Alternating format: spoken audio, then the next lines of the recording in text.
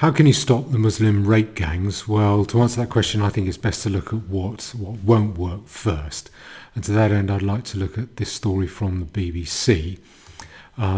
That story, Rotherham grooming gang detective cleared of misconduct. There he is, David Walker. I'll read the first three paragraphs. The last of 47 police officers to be investigated over their handling of historic allegations of child sex abuse in Rotherham has been cleared of misconduct. Former detective Sergeant David Walker had been accused of not following up tip-offs about grooming gangs in the town. A misconduct panel found he had acted appropriately with any information. Now, you can blame him. You can say, if it wasn't for people like him, there wouldn't be such thing as the grooming gangs. You can get angry about that. I think that's scapegoating. I suspect it probably is true that he dealt with rightly, appropriately, with the information he got within the time available to him, the time and resources that he had on his hands. I don't know anything about him. I'm not trying to say he's a good guy. I don't know anything else about him. What I'm trying to say is that if the system isn't working and the people within the system are doing what's expected of them, then you can say that the system's no good. Just it's the system's failing. It is not going to work. So it won't work simply by having investigations of 47 police officers that turn up nothing, one investigation after another. I wonder if this investigating him and his colleagues is about buck passing by people near the top, or politicians who know the system isn't working and don't really want it to, because it's politically embarrassing, and because things like these problems to do with multiculturalism are the purpose of multiculturalism. They serve the incentive of people who have power by sowing fear, by grinding people down, by making people you and I helplessly dependent. And I don't see any political will to change the system in order to make it work effectively. It is a lot easier to try and get individuals like him in order to assuage public anger, and it certainly hasn't worked there. If I go to the next story, that one is no police were sacked over child grooming scandal. Officers avoided serious sanction over failures that led down victims of Rotherham gangs. I think this is about the same inquiry. Operation Linden probed 47 South Yorkshire police officers after 44 white girls were abused between 1997 and 2013. Well, according to the inquiry into the Rotherham Muslim rape gang scandal, that number wasn't 44, that was 1,400. So I think 44 is, we can safely say that's a significant underestimate. No officer has been fired for the mistakes made resulting in the scandal. Only 5 officers received sanctions up to a final written warning from the IOPC, the Complaints Board. Okay, and if you can read the article yourself, and if you go down, look at those faces. Do you think those people have any business in this country? What is the purpose of letting a group of people that contain individuals like that into your country?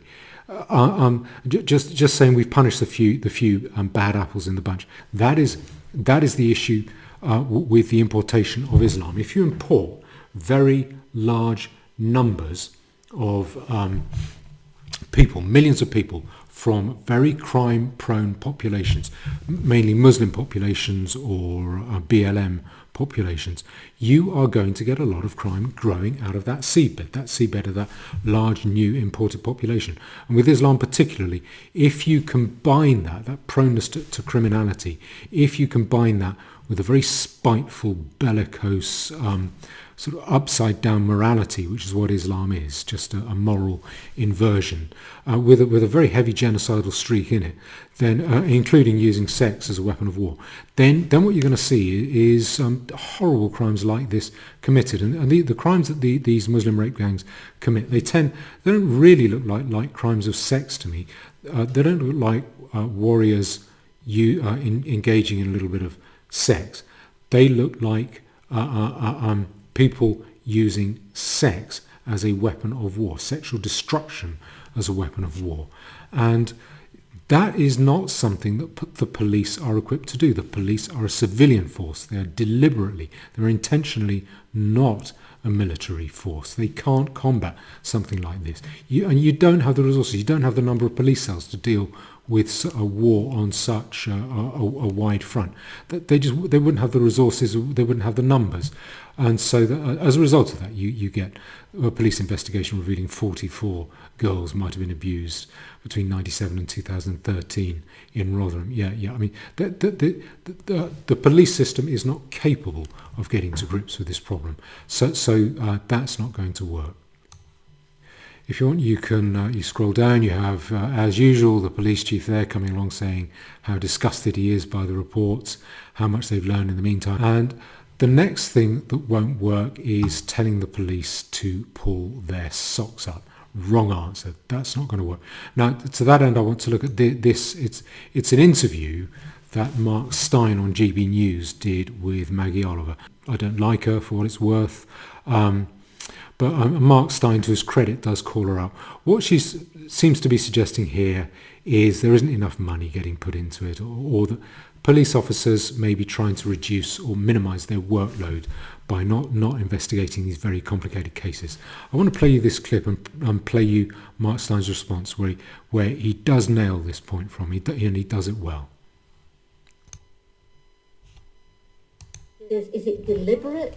Is it lack of training? Is it actually partly because they feel that by pushing victims away, they will be able to lessen the workload? Because these cases, particularly the grooming gang cases, they are extremely difficult to investigate. They are very time consuming. They are very resource intensive. So police forces in general don't really want to take them on. I mean, the thing that's we can't have that, Maggie. We've got, just in the last couple of days, we've got Scottish police doing their, Police Scotland is an absolute disgrace. They're just going around to some woman who made a statement that they think of as transphobic and asking her to explain the logic behind her. They're investigating thought crime on Twitter, which even the dystopian novels is so stupid, even the dystopian novels didn't get around to invite. Then we've got in West Yorkshire, where the Huddersfield case took place, we've got the West Yorkshire Constabulary sending its female officers out in undercover catcall patrols, so that if some bloke in a white van yells out the window, "Sure, love, you don't get many of them to the pound," they pull him over and they instantly ticket him. So we got the police doing the police have determined their priorities. Stupid tweets and stupid stunts, to the point where 94% of crime in this country does not...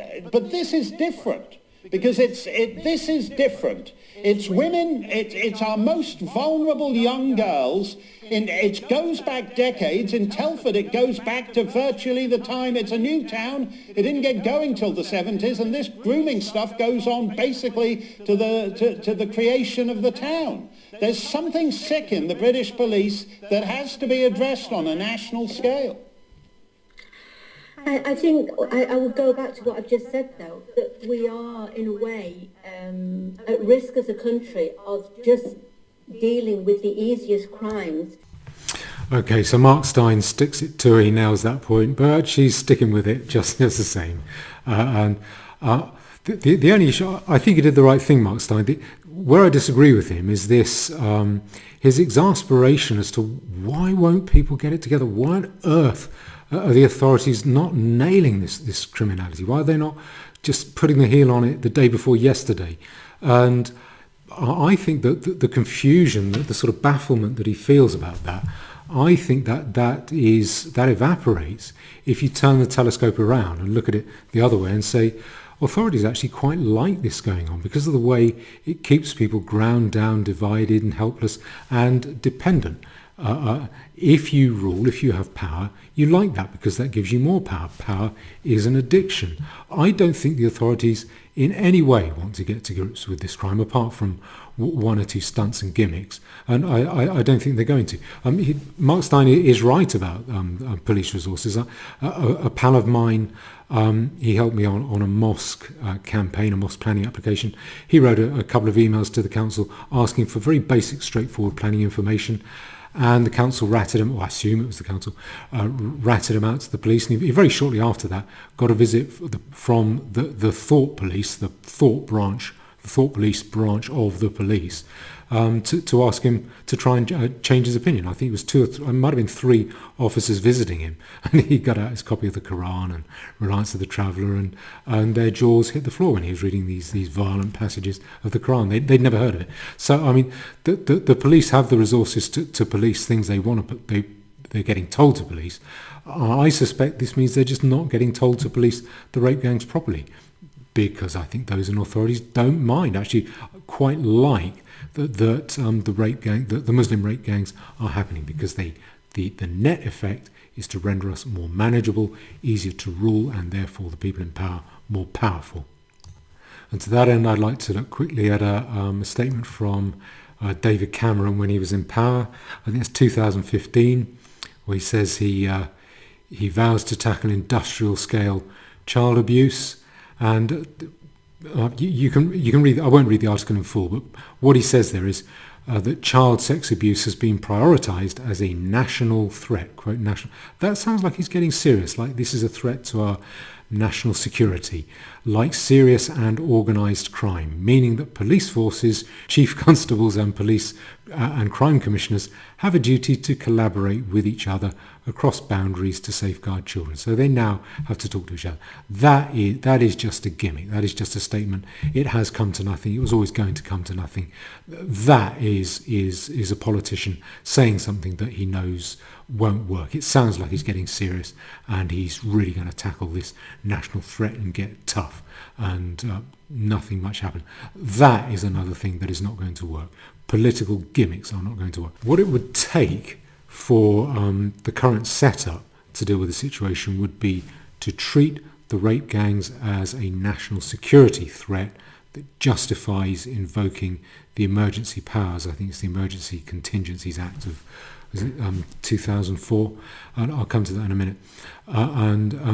Then enabling us to use extraordinary methods in order to deal with what is in effect a very widespread act of war along a very wide front. Now, I don't think that will work either, but I want to show it to you. I want to go through at least the possibility. Now, that is the Civil Contingencies Act of 2004. Now, that deals with preventing an emergency. Now, in this part, emergency means any event or situation which threatens serious damage to human welfare in the United Kingdom or in part or in a part or region. So I think human welfare, that includes the victims of the rape gangs, human welfare. And then an event or situation that threatens or damages human welfare is defined as following: loss of human life, human illness or injury. I think we can say that the victims of the Muslim rape gangs suffer injury, chiefly mental and emotional injury. Well, sorry, take that back. Usually horrible physical injuries accompanying appallingly destructive mental and emotional injuries. And what that then empowers is, if I go down a bit, then if that is the case, then Her Majesty may, by order of Council, make emergency regulations if satisfied that the conditions in Section 21 are satisfied. And the conditions in Section 21 are that it must be, there must be an emergency or an emergency about to happen. The measures must be necessary, and there must be no method of dealing with them within the current legislative framework. So what that, and also later in the Act, I think sections 14 and 15, it says that you can have derogations and exemptions from the Human Rights Act. So that is the Civil Contingencies Act. What that would mean what that would allow is effectively it would enable the police to arrest people they think might know something about, people that might be suspects, arrest them, stick them in a jail cell. I would have thought squeeze them for information, maybe stop them going to sleep, stop them going to the toilet. But I would be quite happy tying their wrists and ankles to a broom handle for 3 days and then just saying we want information out of you. You get the information. That's pretty much the only way you're going to get the information out of these people because because of the hive mentality within the Muslim population. We recently saw a case where the police had to rent and pay a convicted Muslim child sex abuser in order to try to infiltrate a Muslim child sex network, child rape network, and it failed. And he still, even though he was paid, I think, 10 grand, he still tried to turn tail when it came to giving evidence. You can't sort of penetrate into those networks. They might speak another language. They gather in mosques. They gather in their little business, their chicken joints, their kebab shops, and so you can't gather the intel. What you need is a way to grab people off the streets, bundle them into a police cell, squeeze them for information, and then once you have that information, you then know which kebab shops to bug and surveil, which bed and breakfast abuse houses you need to surveil, which mosques you need to surveil. If necessary, simply saying we're going to place a camera in every square inch of this place, and if you tamper with the camera, we'll close down your mosque. We're going to get everything on you. Now the problem with that is the police don't have the resources to do. They just don't have the numbers. You don't have enough jail cells to deal with that. This is the problem when you are dealing with a campaign of war. When you're dealing with it as individual acts of criminality, you are never going to scratch the surface. It will only ever be flea bites. For instance, when you manage to get getting those people, that may appear to satisfy public anger. It has very little effect on the problem because it's tiny, it's minuscule. If I just show you those faces again. Getting those might be satisfying, but that is minuscule in relation to the overall size of the problem. Now, the next thing that won't work is marches and demos. They're not going to work. My understanding is there was a bit of a dust-up at a recent demo in Telford that was supposed to be addressing the issue of the child rape gangs. I read that 400 people attended. I doubt my MP, I know it happened, I doubt my MP knows it happens, I doubt that most MPs even registered that it happened. It's just, that will not work. Politicians don't care, they don't notice, it's not in their interest to take notice. It is in general in the interest of people in power for these rape gangs to continue. So, but I want to quote here Gerard Batten, what he said at a demo in London about 4 years ago. So if I go there, I'll play you this clip from Gerard Batten. The MPs in the House of Commons do not care how many people go on a march. It does not affect them. What affects them is their party losing votes. What affects them is their party losing influence and power. And what affects them the most, what they care about the most, is losing their seats. If you want to affect long-term change, then you have to join a political... So Gerard Batten sums it up very well there. I query the motives of people who hold marches and rallies like that. You probably say that's terrible. How can you possibly say that about people? At least they're doing something. Well, I could do a sponsored lie-in tomorrow morning as a protest against the rape gangs. That wouldn't do anything either. You wouldn't call me a hero just because I laid in bed for it. And I don't think that those marches will have any effect. And for what it's worth, I have much more sympathy with Patriotic Alternative than I do with Tommy Robinson over that rally in Telford recently. The next thing that won't work is vigilantism. Bunches of heavies kicking people's doors in and going, saying, you're a child abuser, you're a member of the rape gangs, we're going to get you. If you do that, you will kill, innocent people will get killed. Vigilante justice is not about justice, it's about power and violence. And if you don't believe me, I want to show you this story here. Let me just bring it up. The murder of Bijan Ebrahimi. I've just highlighted the bit there.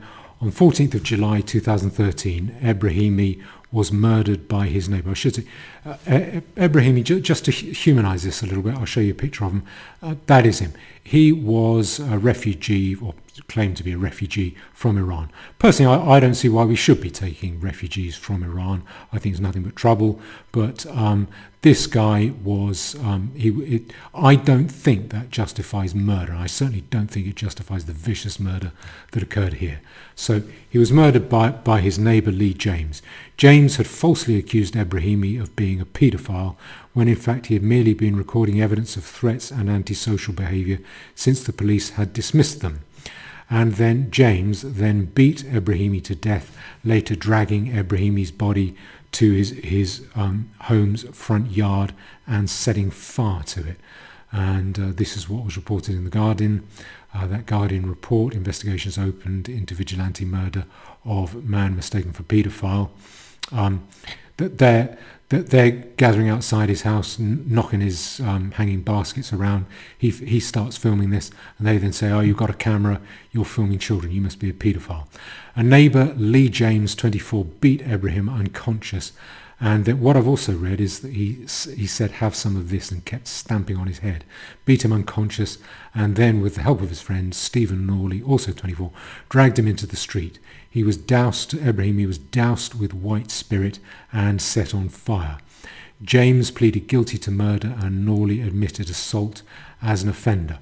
Now, I should say that in the paragraph above, Ebrahimi was quizzed at a police station, but officers soon realised that he was blameless, i.e. not a paedophile filming people. And but by then rumours had begun circulating in the area that he was a child abuser, and 2 days later he was murdered. So they beat him unconscious, doused him with white spirit and set his body on fire. And that fellow James pleaded guilty, got life with a minimum 18-year term, and quite right too. I don't want mass immigration. I would like to see mass repatriation, very wide-scale repatriation. I don't want to accomplish that through mass murder or violence of any kind, and certainly not murdering innocent people on the got up pretense that someone is a paedophile when there's no evidence of that. And there are plenty of people who might be quite tempted to behave like that. If you don't believe me, then look at this next story. This story is a funny one. Bungling armed kidnappers jailed for stupid attempt. 3 men have been jailed for a terrifying but stupid attempted kidnap after grabbing the wrong man, and this was 2016. Now, all 3 knew their victim. They did not wear masks. That's not corona masks. They didn't hide their identity. One lived in the same street and apologised on Facebook after the horrific armed kidnap bid. Now, it was about a drug deal where they thought someone had cheated them, and so they go around to kidnap and get the money back from the person they thought has cheated them out of 10 grand. I think what they say is they start talking about someone called Hannah and saying we're 10 grand down on the deal. They started talking about a girl called Hannah, saying Mr. Page had stolen drugs from them and they were £10,000 down. And the person Mr. Page, the person they were trying to kidnap, said, "I don't know what you're talking about. It seems they got completely the wrong person." And one of them, Leo Smith, punched him in the face before the trio tried to convince him to leave. Now that fella is one of them. He looks pretty embarrassed there, as well he might. That fella is Daniel Thompson. I'll come to him in a second. Unsuccessful, they fled in a car and shouted, "We'll be back." Realising they got the wrong person, one of them, Anscombe, later sent a message on Facebook. "I'm so sorry. Please let me apologise and sort out some sort of financial compensation." Yeah, that's asking to get jailed, and they did get jailed. And so this fella here, I'll just go back to this person here. That is Daniel Thomas, or Danny Tomo. Who's Danny Tomo, I hear you say? Well, this story in the Daily Mail. Surely not, I hear you cry. Someone who commits a kidnap like that, or an attempted kidnap, and does it so stupidly. Such a person can't be Tommy Robinson's right-hand man. Well, yes, you are right. He's doesn't look from that picture. He's not Tommy Robinson's right-hand man. He's Tommy Robinson's left-hand man. So, but he seems to be pretty close to him. That, incidentally, that's Daniel Thomas, according to the Daily Mail. Daniel Thomas is the right-hand man of Stephen Yaxley Lennon, also known as Tommy Robinson. The two are pictured with former UKIP leader Gerard Batten above. So that looks like quite a relatively high-level meeting. And who's right next to Tommy Robinson? Yes, this fella here. Okay, so my point is, I think that story is funny, but my point is, it's to say that there are plenty of people that it's not hard to come across people who are very keen on vigilantism, and when you have vigilantism, you will end up with people like that fella Ebrahimi. I'll just show the picture again, just so you can see that guy getting beaten unconscious and then doused with white spirit and set on fire and murdered. That is what you'll get. But it doesn't end there, because vigilantism is a really good cover just for getting rid of people that you find irritating, that you find inconvenient, or just dishing up punishment beatings for business rivals, or people you feel have cheated you, as happened with the Danny Tomo case. So these are all the things that are not going to work. The current policing system, I don't think that's going to work. I just don't think the system's up to it. Even if every single senior police chief are 100% on board, I don't think that getting the police to focus on cases that are a bit harder work, or take on bigger workloads, I don't think that's going to work. I don't think gimmick pronouncements from politicians like David Cameron, I don't think that will work. I don't think invoking the emergency powers will work.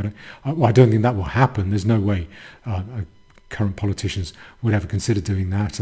I don't think that marches and demos are going to work. I don't think that vigilantism is going to work.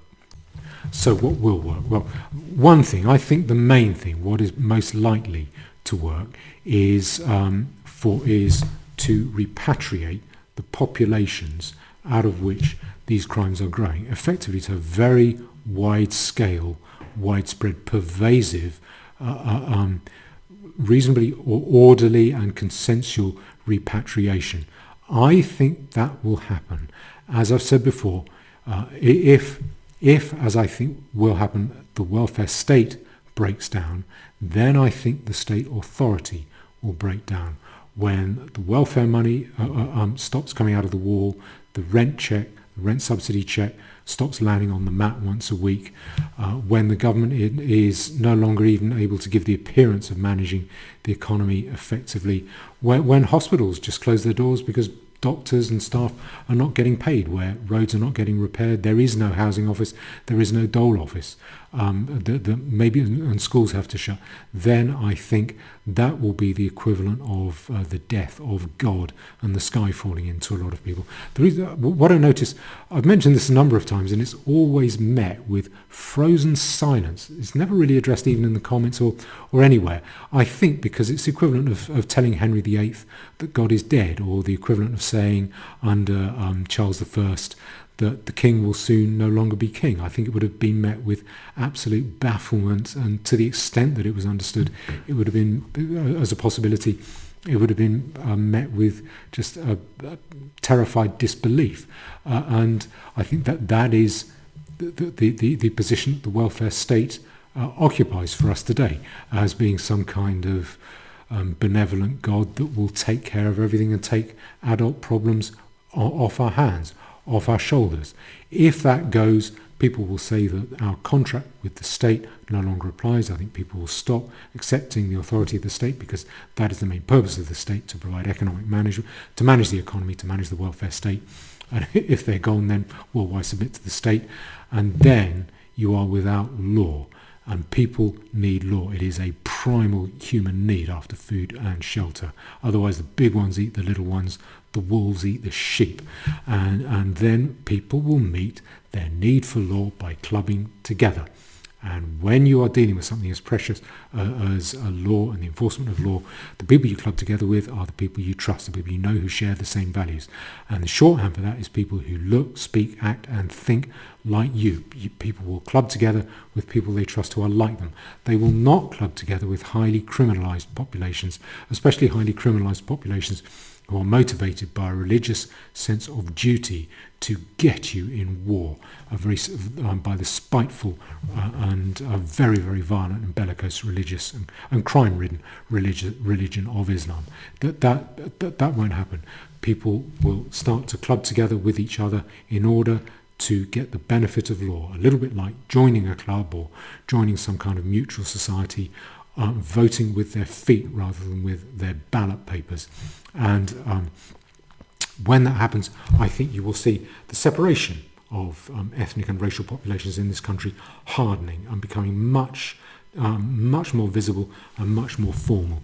And at that point, I think that a lot of the invader populations, the mass the migration populations, I think chiefly Muslim populations and a lot of BLM populations, they will simply find it's not simply that they're unwelcome or that they're no longer getting welfare, it's that they can't participate in the economy. There is no...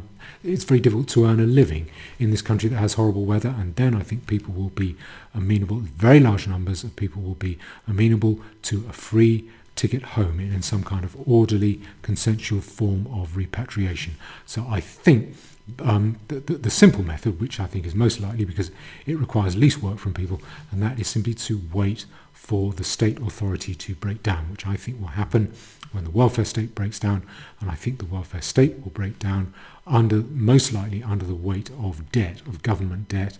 But it could be simply, it might take a bit longer, but it could also happen, if it doesn't happen under the weight of debt, I think it will happen under the weight of mass migration, again from highly welfare dependent populations. And when that happens, it's goodbye state authority. If you want to put a stop to the rape gangs in the meantime, and after that, actually I think even more after that has happened, then the way that I think it will happen is through individual action, individuals clubbing together, not doing what we do at the moment, which is to say the police should be doing something about this. Why don't they do more about this? People will start to take it upon themselves. And now I want to change tack here, and I want to look, by analogy, I want to look at a book about the hunt for the detective work that hunted out the origins of COVID-19, the coronavirus. Now, as a brief introduction, the coronavirus occurred.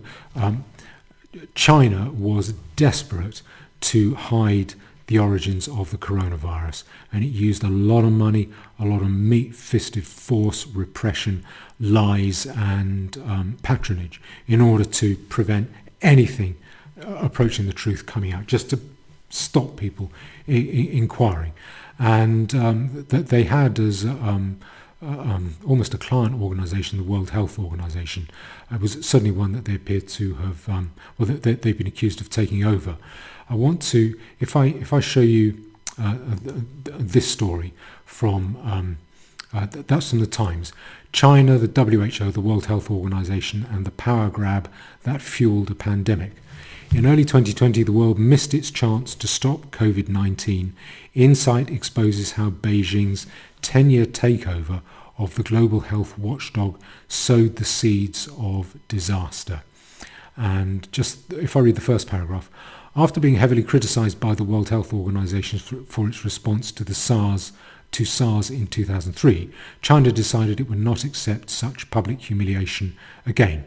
What followed was a concerted campaign over many years to seize power within the organization. And this story from Foreign Policy magazine, how the WHO became China's coronavirus accomplice. Pretty strong stuff.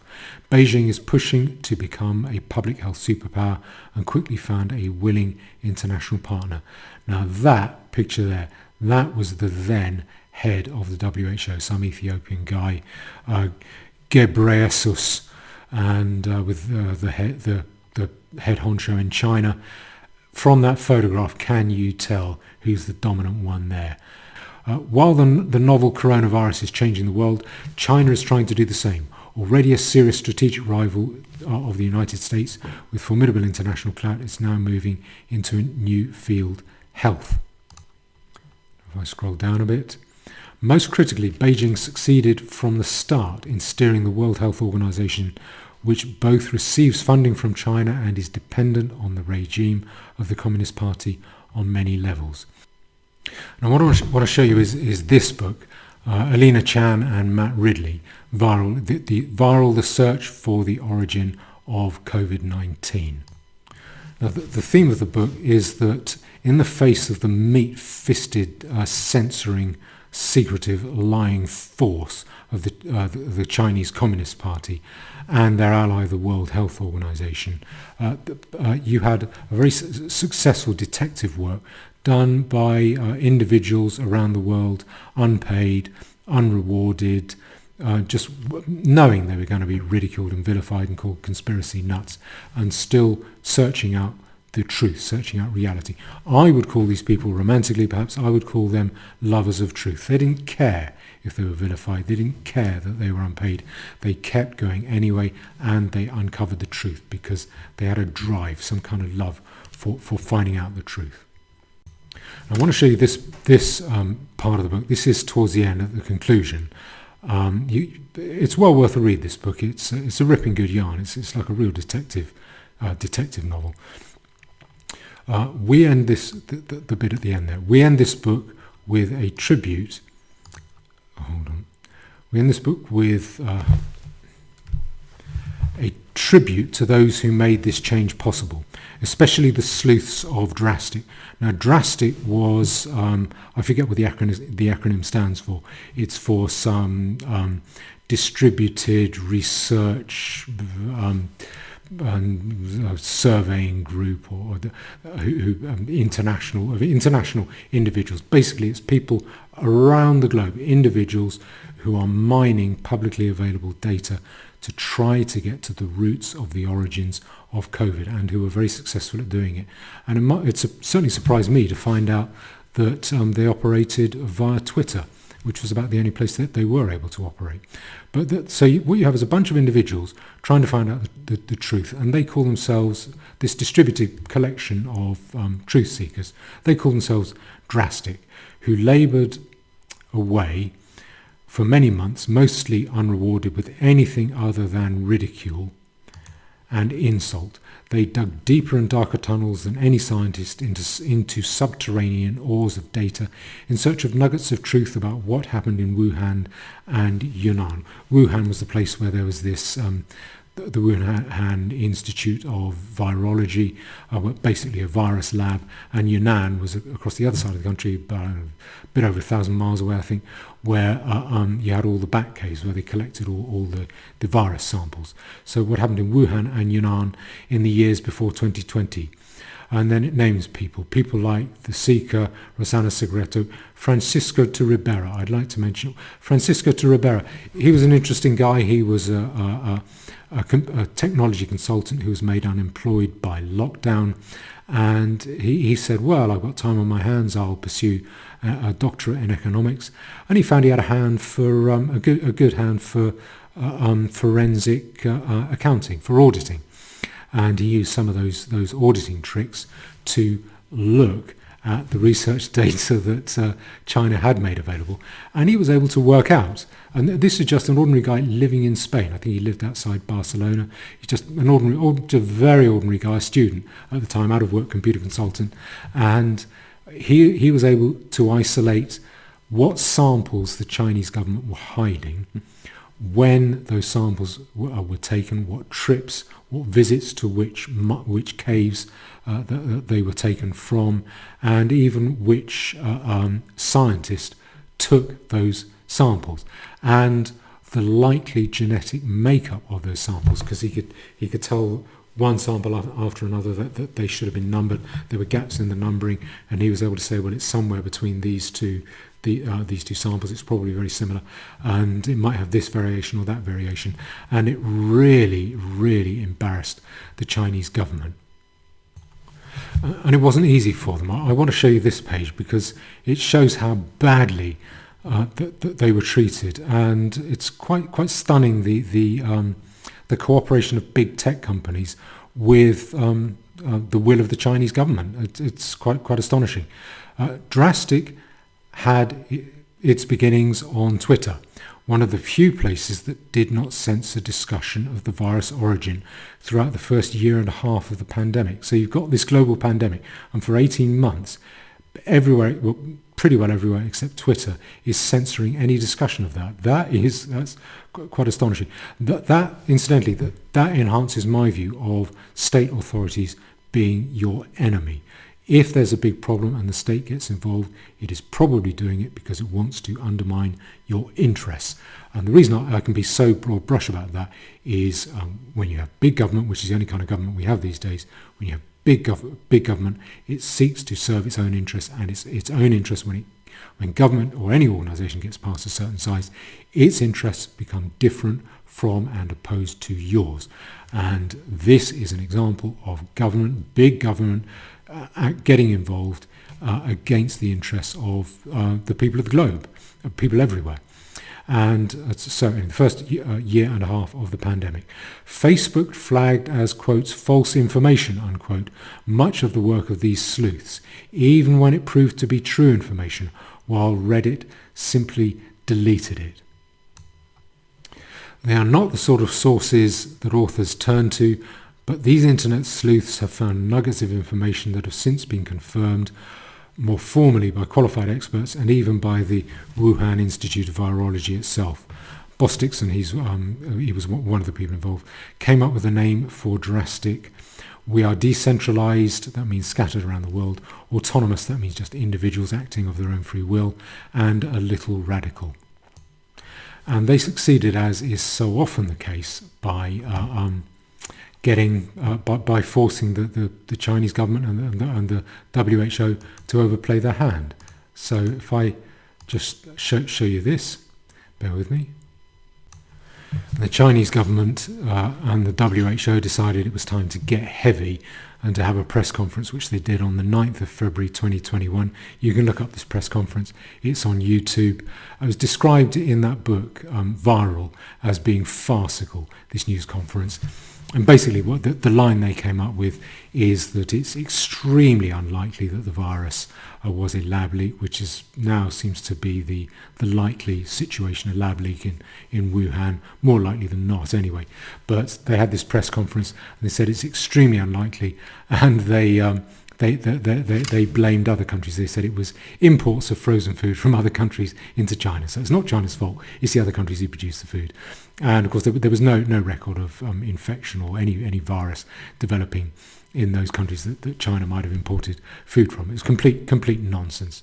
And it was so embarrassing, that conference. I mean, just look at that. I mean, that is the meat-fisted state in action, that conference there. And of course it just looks, they made such fools of themselves that it eventually it made authorities like the American government look seriously at what the internet sleuths that were described in that book Viral, fellows like Francisco de Ribera, it made the information that they'd come up with look credible. And the American government started to say, right, we now have to look at whether it was a lab leak. So that's an article from The Guardian where they it says WHO team says theory COVID began in Wuhan lab, extremely unlikely. That's a Guardian report. This is them after their conference. Politics was always in the room, he says. That was his excuse. Always in the room. WHO mission chief reflects on China trip seeking COVID-19's origin. Lab accidental hypothesis, though extremely unlikely, has not been ruled out. So he had to backpedal later. And the reason he had to backpedal is not because of political pressure, it's because of the reality that had been uncovered by internet sleuths just working voluntarily around the world.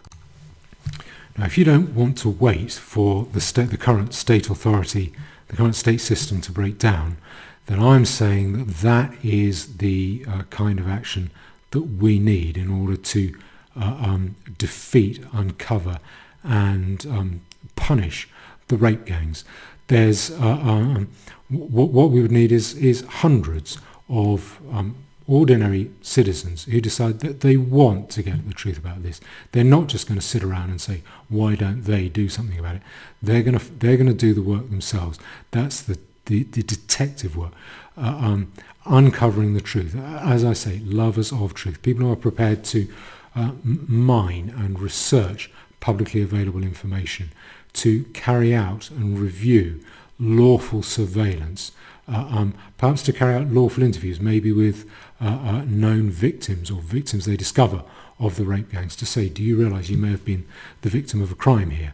To find out who is doing it, where it's happening, what's happening, who are the girls, whether they want to prosecute.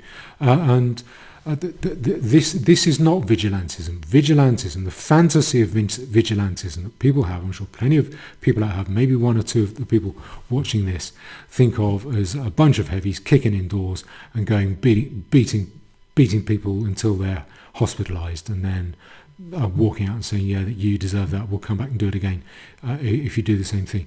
No, that's not going to work. As I've already explained, you'll get the wrong people, it will just be used for the wrong reasons.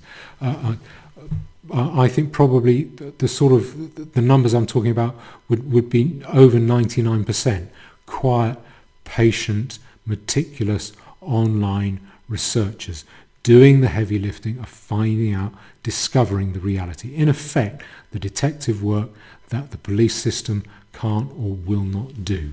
And I would have thought fewer than 1% would be any kind of heavies who are kicking indoors and making citizens' arrests.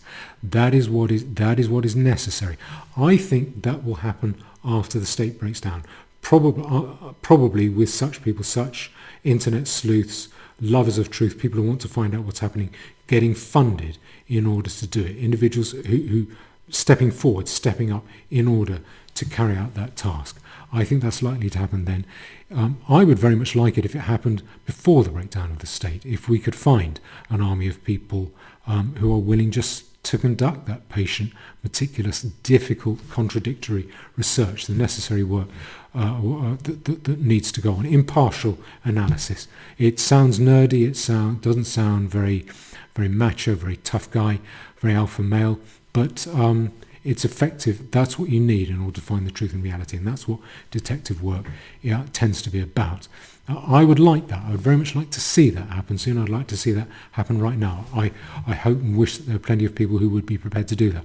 I think it is very unlikely. The reason I think it is not like the COVID situation is because with the COVID situation affected pretty much every country around the world. And it affected everyone in most countries throughout the world, even if it just meant your business went broke, or you couldn't see your family for a year, or a relative of yours died without you being able to visit them. Or you just got lonely and bored at home. It affected everyone. And that's not the case with the rape gangs. I think with the rape gangs, most people think, well, maybe I don't have children, or my children would never get involved with a gang like that. Or most of the girls who get involved are girls who are in care. My children are not in care. Or I'll just take my chances. I'll explain the situation to my children so that they avoid. Or maybe it's a risk I'm worth taking. I think for most people will say, as long as government is doing the main thing that's expected of it, that is to keep appearing to manage the economy and to manage the welfare state, people will say, well, I'll take my chances with the rape gangs going on in the background as long as I can continue to survive, and civilization can go by the by. I will stick to this deal with the politicians that they can trash our civilization and keep doing it as long as they keep helping me or appearing to help me to survive. So that is why I think it is much more likely that we will take the easier, but I think probably more thorough, more effective option of simply waiting for the state authority to break down once the welfare state breaks down, which I think is likely to happen. I think that breakdown will come toward sometime around the end of this decade. And then I think people will wake up in a very bad mood. The different racial and ethnic groups will separate out hard. And then I think the will against these rape gangs will suddenly turn very effective. And then I think there will be a possibility of solving this particular problem with the very widespread, very big problem with the Muslim rape gangs. Now, the reason I keep pointing out this issue about the welfare state breaking down is not in order to gloat. It's not in order to be obnoxious for the sake of it. It's to try and point out reality, very unpalatable reality. If that happens, as I think it will, then I think a lot of people will panic. There'll be a lot of fear and a lot of extreme confusion. And when that happens, bad guys, they are not frightened of that. They regard that confusion as an opportunity, because